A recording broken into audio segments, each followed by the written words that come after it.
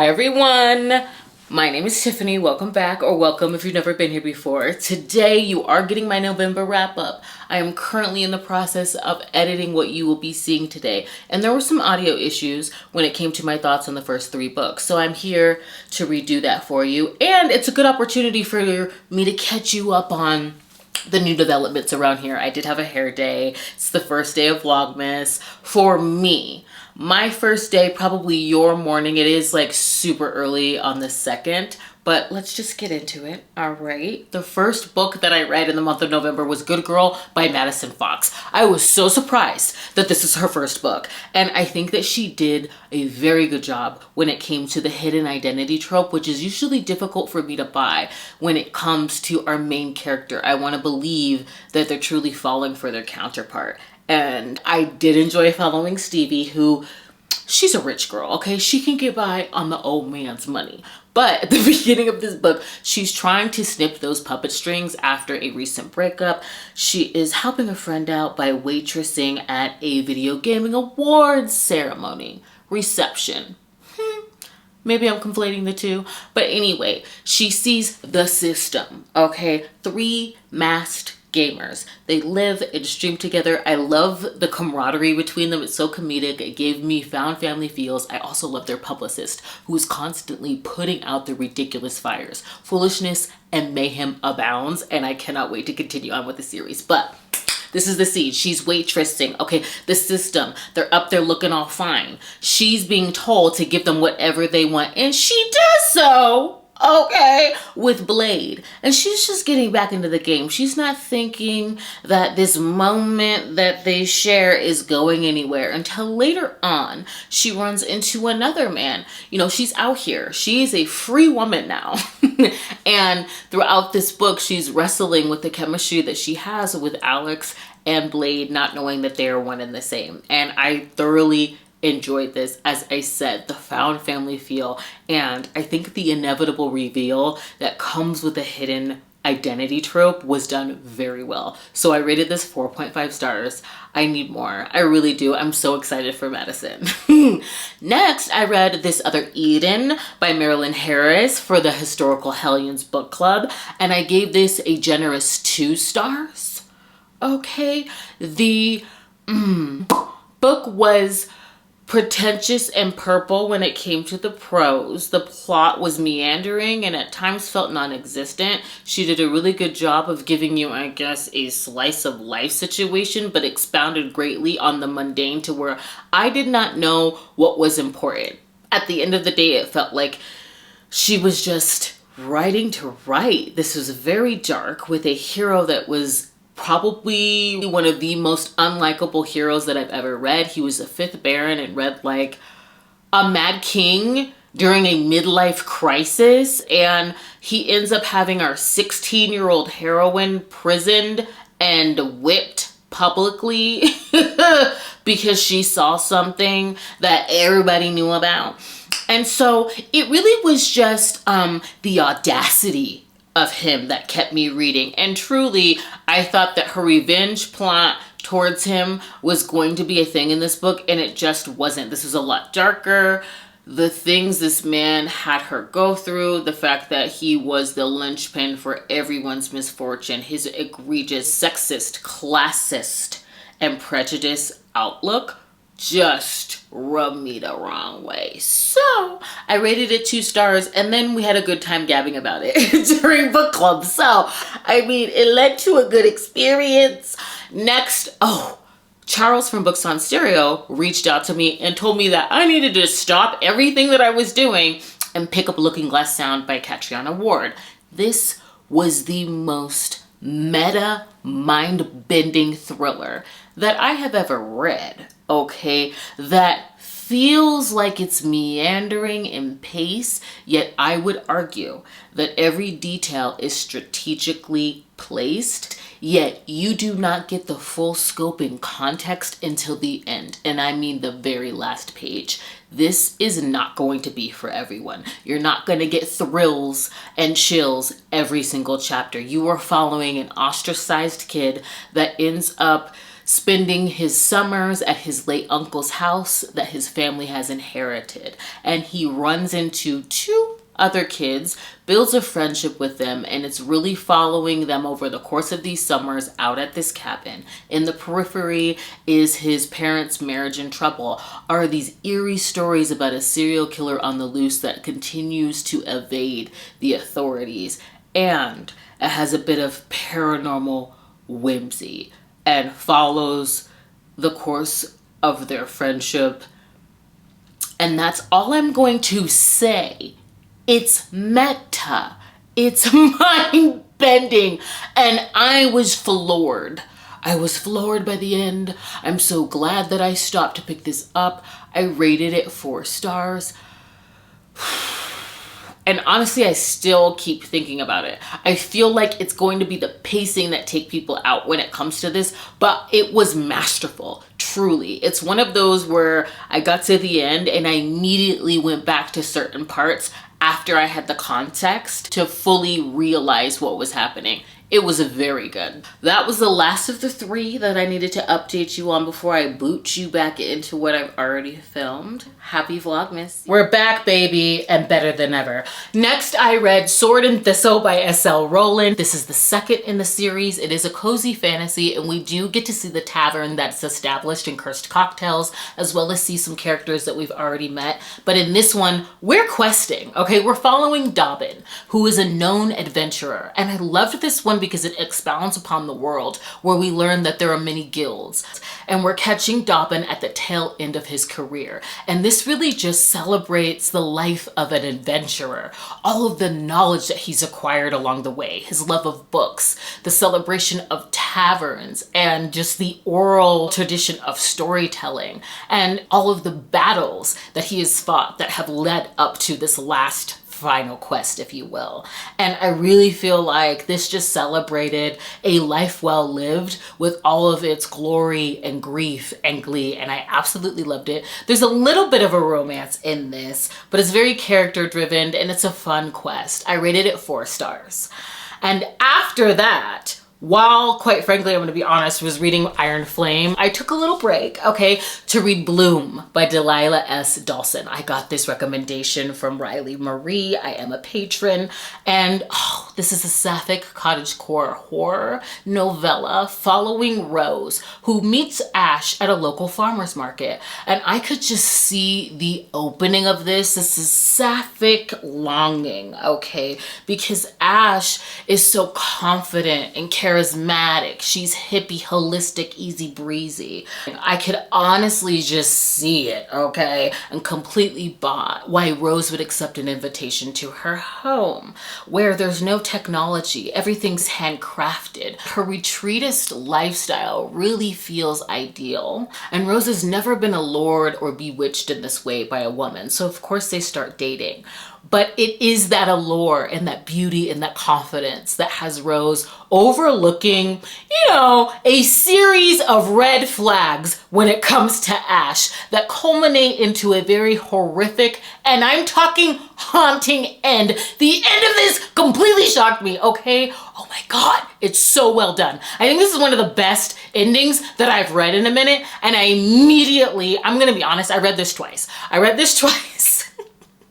While I was reading Iron Flame, just because of the pacing, but we'll get into that. We'll get into Iron Flame. But this was a 5-star read. I'm so happy that I picked it up, and it's also stunning. It got me from the opening line when Rose is just starving for some magic in her life. So it makes sense why she gets completely ensnared by Ash and why she's willing to overlook all of the things that you come across in this book. I highly suggest that you pick it up. I had such a good time with this. I mean, shocked, gabbed, gooped. Anyway, next, I continued and finished Iron Flame. This was really a 2-day affair, and with highly anticipated or highly hyped books, I either like to get in right away, I'm talking midnight, so that I can have my own experience with a book without everyone else's opinions entering my mind and informing the way that I'm reading it, or I like to wait until the dust has settled.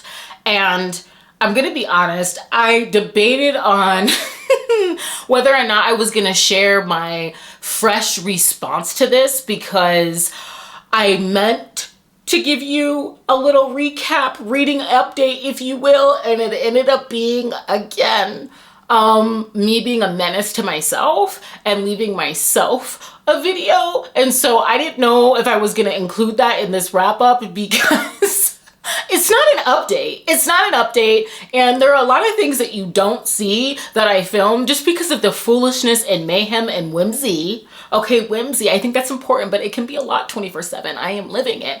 That happens. And so I will boot you into my initial thoughts after reading this book, and then we'll come back and reconvene, because I pretty much sum it up there.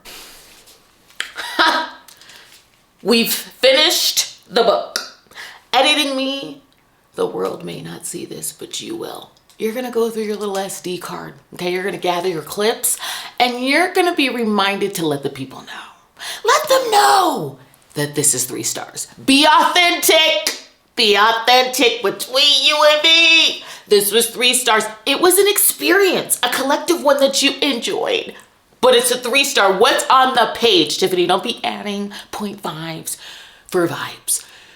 What's on the page is 3 stars. Did we have fun? You had fun tapping this thing up. I actually really did.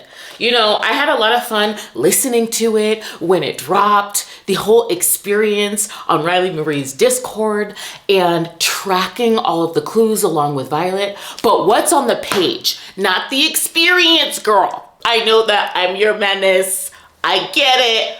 But be authentic. Tell them that it's 3 stars. Despite the fact that I am my own menace, I do think my initial thoughts still ring true. I rated this 3 stars, and in large part that had to do with the experience of reading it. I did go into Barnes & Noble and met other readers and was caught up in just the excitement of this coming out. The binding influence of reading this with a lot of people was fun. However, the first part of this book was really slow. I mean, it does pick up right where Fourth Wing leaves off, where now Violet has newfound information that she has to bring back to War College and keep secret. Yet I felt the first part of this book was just very slow and revisiting aspects that we had already seen in the first book without making them fresh and fun and depicting them in a new light.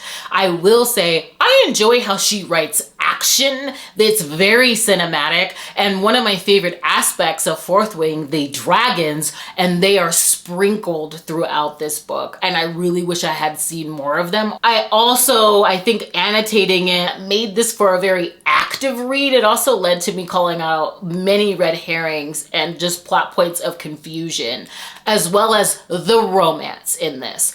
I am primarily a romance reader, and for me, it felt like communicative edging in this book just felt like a maelstrom of toxicity, to the point where I thoroughly enjoy steam, but I wanted to have a conversation first. Okay, I'm like, can we talk first before we just start jumping into these scenes? And so there are certain aspects within the romance that I found to be lacking, but in the end, the level of vulnerability that they're able to arrive at, I did appreciate. And so I have no idea where we're going. I will be picking up the 3rd book, but the 3rd book is going to be the deciding factor on whether I continue on with this series. I do talk about this book along with friends on Carrie from Books for Romance's channel for the Crow Book Club. There's a live show up if you want to see more of my in-depth thoughts over there, but I'm going to tap out right here when it comes to this book. I had, a collective experience with it though, so that was fun. Next, I read The Fall of Bradley Reid by Morgan Elizabeth.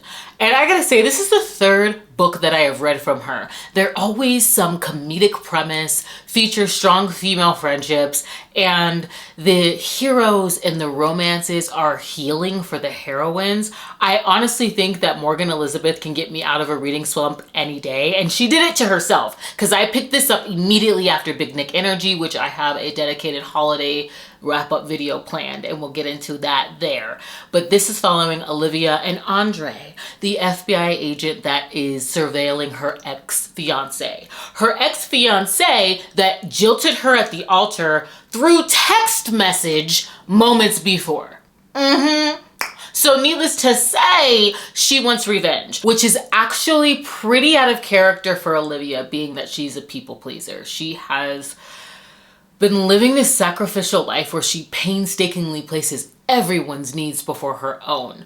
And after she is jilted at the altar and learns of a support group of women who have been through the same experience, she's ready and she's set out for revenge. Yet, a lot of her harebrained schemes are getting in the way of Andre's case, the one that he's trying to build against her ex. And so they're sort of thrust into forced proximity because he's trying to help her out while she's being surveilled. And it's their reluctant romance. And I do want to share a quote because, I mean, Andre is a strong alpha hero, again, that doesn't want to fall for her. The steam was absolutely filthy. I just have to be honest and say that. I ate that up. But what surprised me about it, and what I've been finding with Morgan Elizabeth, is she does have that uppercut of swoon.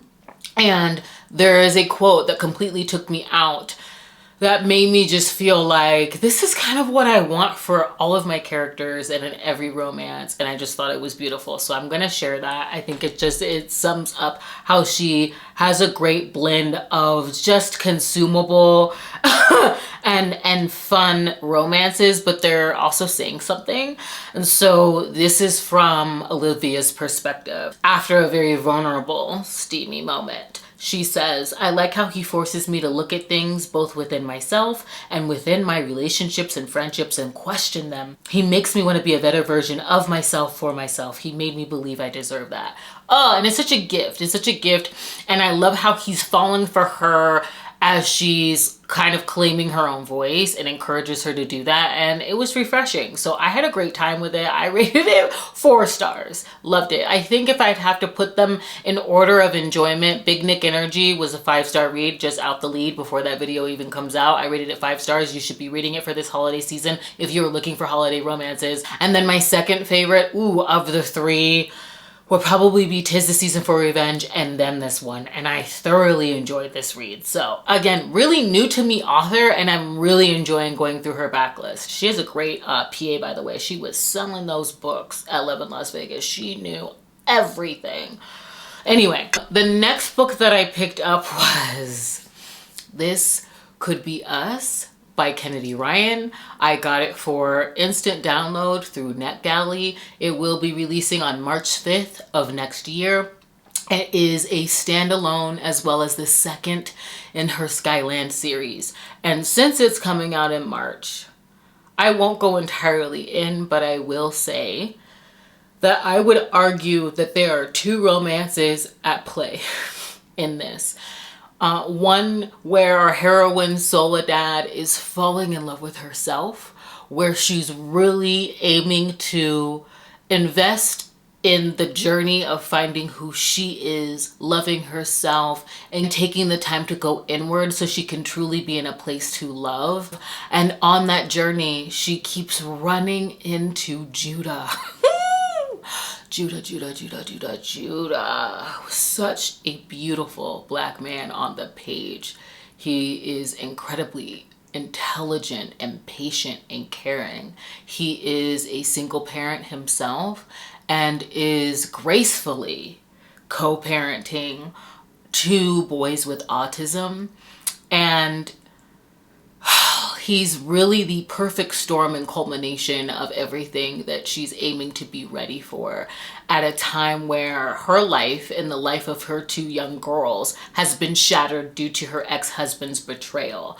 And the meditation that really rocked me with this book was the message of being your own true love story. It took me all the way out. And Judah was a hero that was befitting of holding that. It's so incredibly beautiful.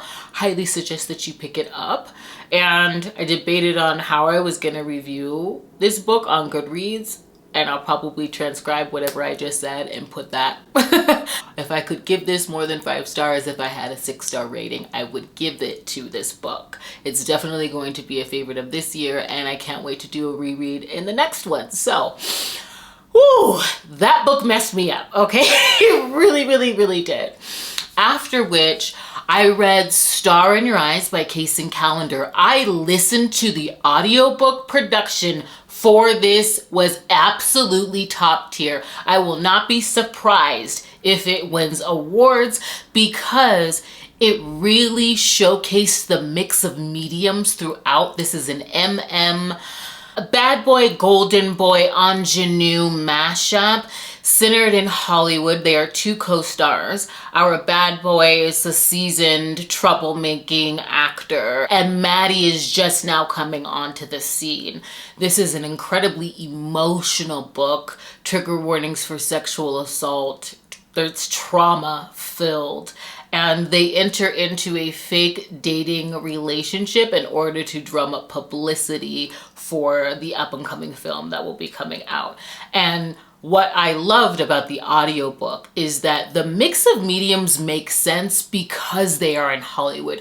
We are getting excerpts from the screenplay with all of the Foley work within the sound design of the audiobook production. We're getting YouTube videos, blog posts, news articles, as well as therapy transcripts. And I absolutely loved that. It really brought this story to life. I ultimately rated their romance and this book 4 stars. It was definitely a heavy and emotional read. I would be prepared for that before going in, but it was absolutely stunning. After which I read King of Pride by Huang.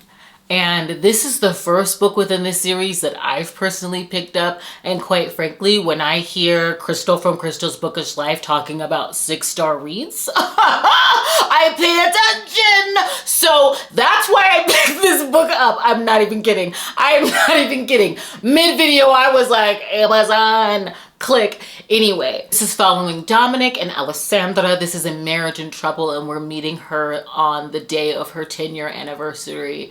And the fact that he misses it makes it apparent that she is losing herself in a marriage to a man that she is so in love with. But I love how Huang completely drafted me in, a reader that's not married, never been married, I'm single, I'm childless, and I could relate to a moment where she just felt like, I gotta get out of this situation. Oh my God, I'm so sorry. She really had me feeling for the heroine in this book, where she realizes that like she has to get out to save herself, and that she cannot continue to buy into the man that she once loved, because that's not the situation that they're in now. He is the CEO of a Fortune 500 company. Like, he is it. They've got money, okay? She is comfortable. And she leaves at the beginning of this book, and this is all about like Dominic not just trying to win her back, and save his marriage, but we get flashbacks of how they met and their entire romance. And this entire book is what right now I can, since reading, I'm sorry, but it's honest, since reading The Right Move from Liz Tom Ford, I'm so interested in there's a meditation in that book about quiet love, okay? Quiet love. And this book is that. The entire book is a grovel, but it's so beautiful as to how he shows up to win his life back. And I thought it was so beautiful. I rated it 5 stars. This is embarrassing. I was expecting to get like this with This Could Be Us, but I was completely just wrenched dry. Kennedy Ryan has a way of scalpeling you clean, bare, at least me. It's very disruptive to my life. So snuck up on me. But yeah, King of Pride is definitely something that I recommend that you pick up. I thoroughly enjoyed it. Next book. I want to say the next book I read was Contempt by Sam Mariano. This is the 3rd book in her Coastal Elite series. This is a bully stepbrother romance. Okay, we first meet her in Undertow. I'm smiling because this is like top tier Sam Mariano in my opinion. I'm gonna be honest, out of her entire backlist that I have read, it's Boy Under the Bridge, that's my least favorite, and then the first within this series would be like just above that. So for me, coming off the heels of Contempt and meeting Landon, who isn't a psychopath, but he's definitely her brand of highly possessive and coercive and unhinged. I found him to be incredibly entertaining yet fresh. And our heroine Parker is a worthy opponent, I guess. She isn't negotiating with his crazy, like my favorite Zoe and Carter mashup in Untouchable, but she's definitely strategic. And I just really loved this because all of Landon's antics to corner her out of this like hyper fixation and obsession, it was so good. And I think just knowing the dynamic is enough for this book, that there are twists and turns that are so unexpected in terms of how I'm expecting him to behave. I also really loved Hayden, his father, who you meet in Undertow, which is the second book and a novella, because of how he and Parker really kind of team up. A lot of the dialogue between them just saying, and the fact that her mother is an active, caring mother who's willing to pull the plug on her own relationship in order to protect her daughter. And so I loved how Landon held space for that. And this had a beautiful ending as well. She really surprised me, and I have not stopped thinking about it since. And I immediately, when I came off the page, I was like, okay, this is 4 stars. It's not. It's a 5-star. It's top tier Sam Mariano for me. It's fresh. And one thing I'll say about Sam Mariano that I noticed from her author's note in Untouchable, and I loved it with this one, is that she's gonna give you the trigger warnings, but she's also unapologetic about her heroes. This is what the book is. It's a stepbrother bully romance. There are non-con scenes in this book and dub-con scenes in this book. And so I highly suggest that you know that going in. But I love that she's unapologetic about her heroes and about, in many respects, their villainy and how they still get romances and an HEA as well. And that might bother you. It might be difficult to pick a romance up like that. So I highly suggest just skip it if that's not your thing. But this was a 5-star read for me. I absolutely am so happy that I picked it up before the end of the year. And oh my gosh, lastly, I picked up a thriller that's been on my TBR forever. I almost forgot. I was so gobsmacked. I read The Silent Patient. This is about the psychotherapist who ends up treating a woman who's caught in the bloody scene of her husband's gruesome death.